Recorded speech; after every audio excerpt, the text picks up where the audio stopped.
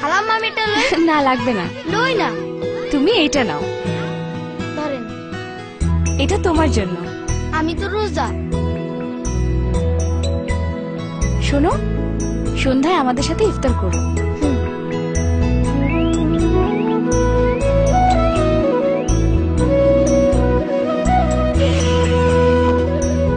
আসো আসো। আমার ইফতারটা বাসে লয়ে যাই, আমার বইনের রোজা।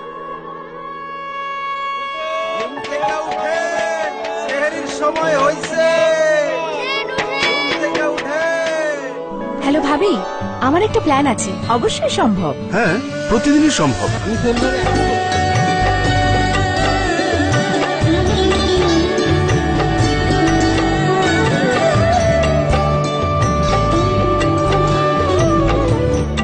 পরস্পরের পাশে থেকে আমরাই পারি পবিত্র রমজানকে আরো সার্থক করে তুলতে।